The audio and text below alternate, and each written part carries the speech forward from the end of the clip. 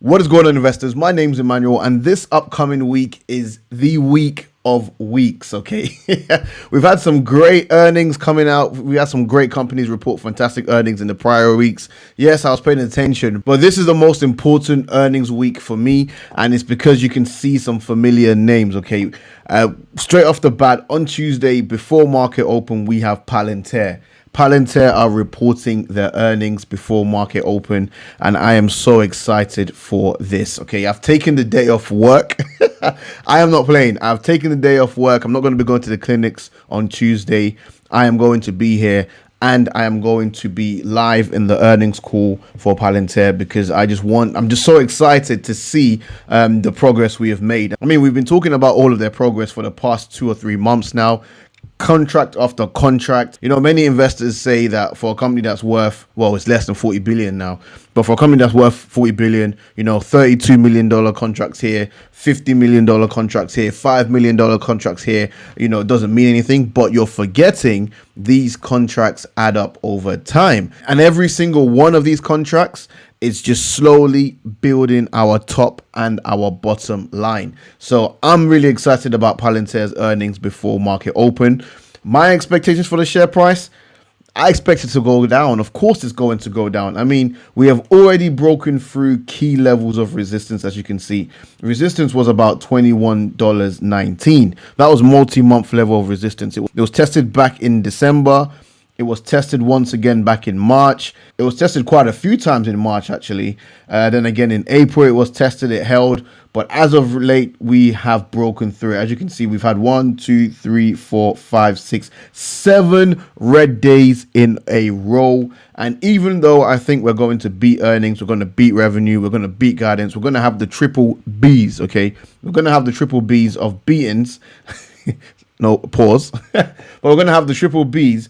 I still think the share price will go down. Why? Because another company that I am heavily invested in, GoPro, okay? GoPro reported an insane Q1. Guys, I broke it down for my Discord members over the weekend. We absolutely smashed earnings. I went through the earnings call. I created a transcript for my Discord, and you know, I gave annotations and highlighted a few points that I really found to be game changing for this company. Gave my annotations again, gave my research and my findings. We absolutely killed it. Okay, we absolutely killed it. However, the share price, it did actually have a good jump. Okay, so it jumped up. I think it was up 13-14% in pre-market, but sure enough didn't matter. It jumped up to what, $12, and then ended up closing the day at $10. I think I even put it on my Instagram that I highly expect this to go lower, and of course it did. So if Palantir goes ahead and reports great earnings, we could see a potential spike in pre-market, but I do expect the share price to trade lower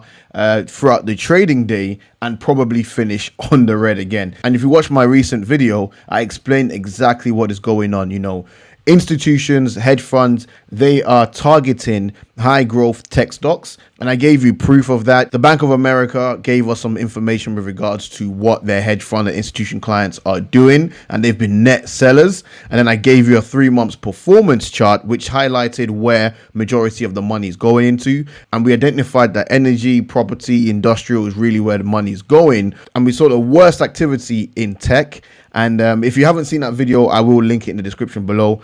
Definitely check it out to understand what is going on right here. But for me, guys, you know me on this channel, this going down here is absolutely brilliant. This is absolutely perfect. I mean, I can't ask for anything more than for Palantir to get cheaper, because I will continue buying. I mean, even Cathy Woods, she was recently on CNBC, and they were pretty much grilling her for her performance this year. And if we take a look at the ARKK fund, if you look at their year-to-date performance from their highs to where they are now to their lows, her portfolio is down almost pretty much 30%. So of course CNBC were grilling her, were like, you know, they asked her a question, are you feeling the heat right now? And her reply was impeccable. Okay, let me play her reply for you in case you haven't seen it. Let's touch, if we may, on this sort of current pullback. Do you actually welcome that as a long-term buying opportunity for a lot of the stocks you love, or are you feeling the heat a little bit?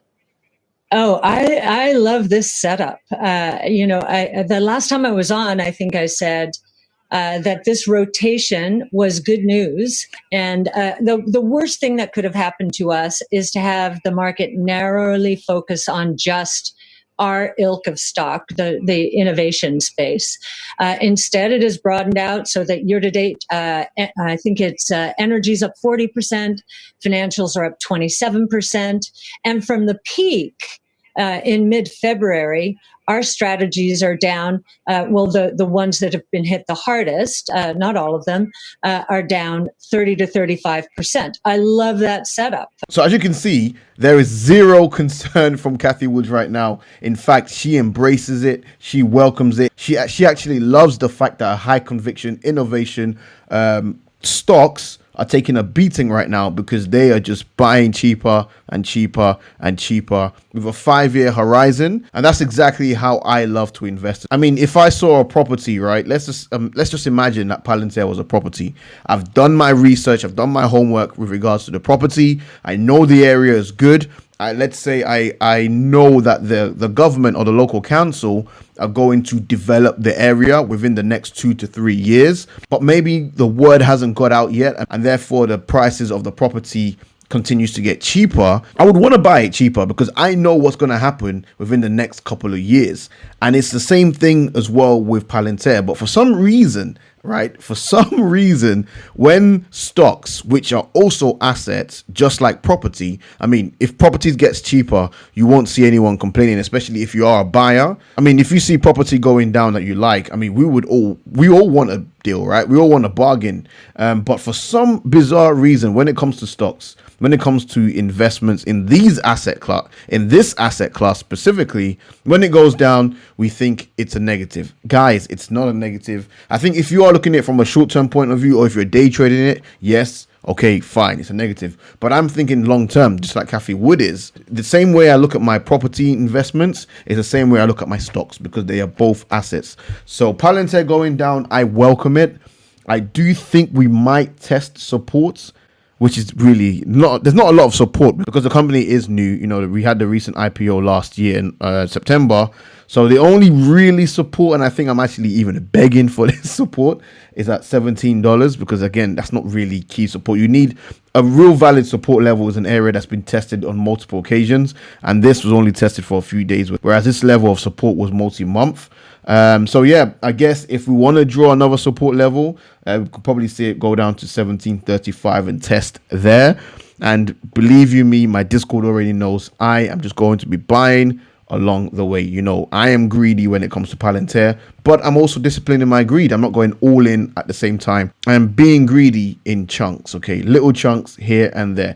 So Palantir is the first stock that I'm looking forward to, and that's on Tuesday before market open. You have another popular name, which is NanoX Imaging. I'm not in NanoX Imaging. I just don't really believe in their technology as much. I do see the lure. I work within the radiology sector anyways. If the technology does get the final stage of FDA approval, I do see the likes of Siemens or GE Healthcare or Philips, you know, just coming and just buying this company out. But NanoX Imaging is a popular stock on YouTube. I think it's mainly down to Dead Inside. Shout out Dead. But yeah, hopefully it goes well for Dead Inside and also for shareholders that are following him into this one. So moving on to Tuesday, and of course we have my baby here, Tattooed Chef. Tattooed Chef, I cannot wait. I mean, I've spoken about Tattooed Chef multiple times on this channel. Again, no difference in opinion in terms of what I think the share price will do. I expect a similar outcome with Palantir and GoPro. I do think Tattooed Chef will also have a triple beat, and as a result, we might see pre-market on Thursday. The share price will jump up and then only trade lower. But again, it's the same ethos, guys. I'm investing in long-term generational wealth here. I'm investing in assets. I get to buy assets cheaper. I mean, what more do you want? To be able to buy quality assets cheaper and cheaper. I'm so sorry, you know, for me, I love it. Okay. And another interesting company that I'm going to be paying close attention to is Sonos. Ticker symbol is SONO. I absolutely love this company. So I shared my research with my Discord about Sonos literally a couple of months ago. Yeah, it was back in March, but I haven't yet bought or started a position. because I'm being very greedy with this stock. You know, I'm hoping for the share price to get cheaper. The company recently announced a partnership with Audi, I believe, for one of Audi's electric vehicles. So Sonos, again, luxury designers and creators of audio equipment for indoors and outdoors, and also now moving into and also in cars. But this company has been doing incredibly well. Just to provide you with a rough idea of how this company has been growing, let's take a look at their top line growth. Again, it's a thing of beauty. This is what you want to see in top line growth. And they've also been able to keep good control of their gross profit margins. And if you take a look at their total current assets as well, as you can see, nice consistent growth. The company did suffer a small decline in 2020, again, due to the CELH. But in comparison from 2019 to 2020, again, very, very small differences. If you look at their cash on hand position, again, beautiful, consistent growth year after year. And this makes the company extremely predictable long term. It's a high growth stock. The shareholder equity has also been improving year after year, which is an indication that the assets are growing faster than the liabilities. And they have an amazing balance sheet. They have an amazing cash flow statement. They also have an amazing income statement. And I am looking forward to earnings. And I hope and pray that this share price tanks, because I will be looking to start a position in this company if we do. If we take a look at their share price action, I really want to start buying around this range, okay? 31, 32, 33, 34. And this will be startup positions, because if it does drop lower, then of course I'll buy even more. We have had a considerable amount of red days, and I'm hoping that it continues. The company comes out. I do expect them to beat on earnings. And of course, in this kind of market, it's a tech stock, it's a high growth stock. It will be pushed down lower, I believe. I hope so anyways. And then I'll be starting a position in this company. I absolutely love this company. And the last company that I'm looking forward to is on Thursday, and they're reporting earnings before market open, and that's Celsius Holding. Celsius Holding is fast becoming one of my largest positions. I believe it's currently in sixth. I believe it's in sixth place, sixth or seventh. I have to check my portfolio. But this company, phenomenal company. Again, another high growth company that has been beaten up consistently by these institutions and these hedges, and it's in buying territory for me right now. Like my average currently, I believe, is 46. My average is 46, but I am tempted to continue to add to my position at these levels. Value is quite high. I won't lie, the valuations are quite rich right now. But I am interested, and if it goes any lower, I'll just keep on buying. It really is that simple. Again, I'm getting assets, quality assets for cheaper. I cannot complain. Airbnb is a company that I owned, but I since sold the stock during the whole GameStop, AMC, Wall Street Bets fiasco back in January. I took about over 60% profit, if I can recall. Yeah, I pretty much sold out of Airbnb and I added it to my cash pile, which is serving me very well right now. Anything else? DoorDash, Givo, it could be quite interesting, but I'll be lying if I said I'll be watching it. But yeah, that's about it. So let me know. I would love to hear what you guys are looking forward to this week. But be prepared to see more of a sell-off this week. And I hope you're in a position where you can take advantage of these great assets going on sale. So again, none of this is financial advice. Please do your own due diligence. But if you gained any value from this video, please make sure you smash that like button. If you're new to the channel, hit the subscribe button and the notification bell if you'd like to see more video content from me. If you do want to join my Discord community, you can do so by clicking that Patreon link in the description below. With all that said, thank you so much for watching, and I'll catch you in the next one. Peace.